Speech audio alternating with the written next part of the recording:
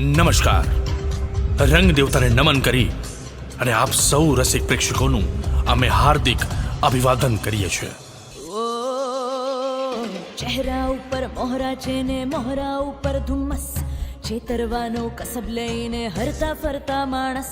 ચહેરા ઉપર મોહરા છે ને મોહરા ઉપર ધુમ્મસ, છેતરવાનો કસબ લઈને હરતા ફરતા માણસ. દગો કરીને ખસી જવાનું, કાતિલ જેવો હસી જવાનું, અંધારું ઓઢીને ફરતા ખિસ્સામાં લઈ બાકસ.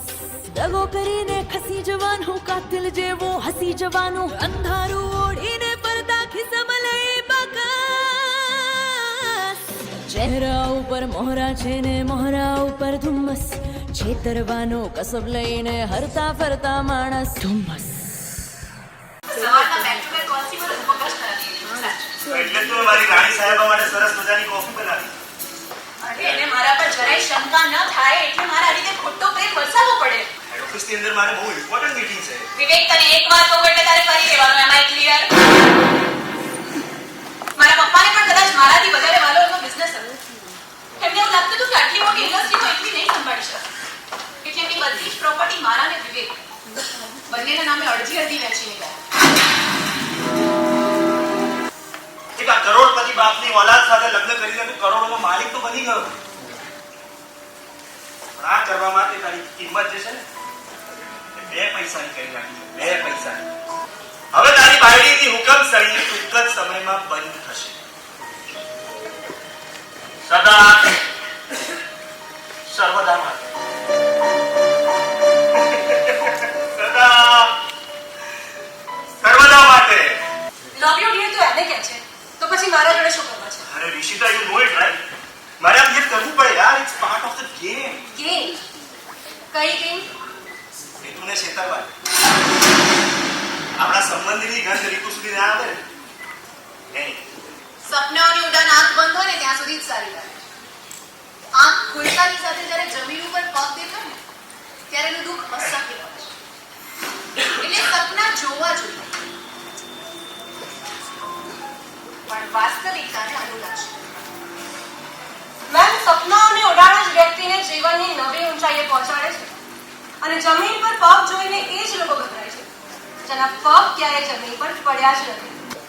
જે મારું છે એ હું જીવું છું ત્યાં સુધી મેળવવાનો કોઈ વિચાર પણ નહીં કરી શકું, કારણ કે જે મારું છે ને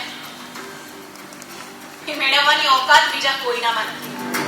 ઓકાતના મૃગજળની માયામાં ના રહેવાય રીતુ, કારણ કે સમય ક્યારેય કોઈની ઓકાતને ધૂળમાં મેળવી શકે છે.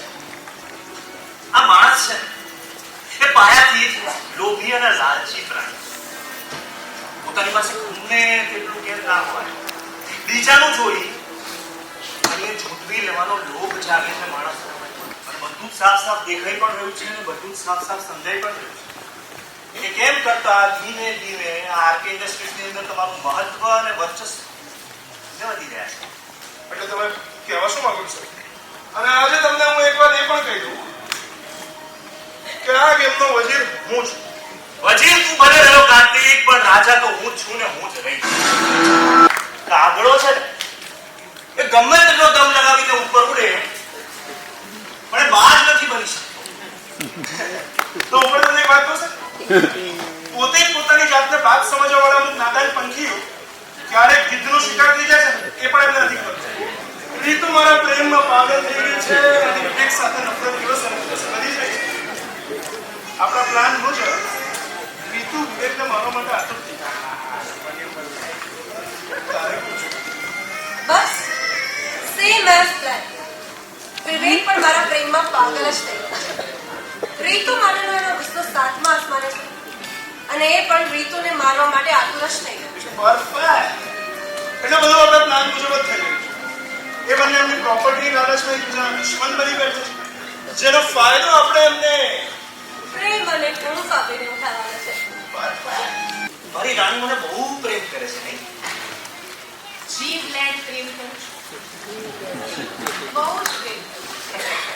તો પછી આજની તો એક ગિફ્ટ આપી દો મને. હે? I am the man of clock. I don't want to waste my time because અમે કેવું છે કે એક પણ શબ્દ આગળ બોલ્યો છે તો તારે તારી ગર્લફ્રેન્ડના સોગંદ છે. ના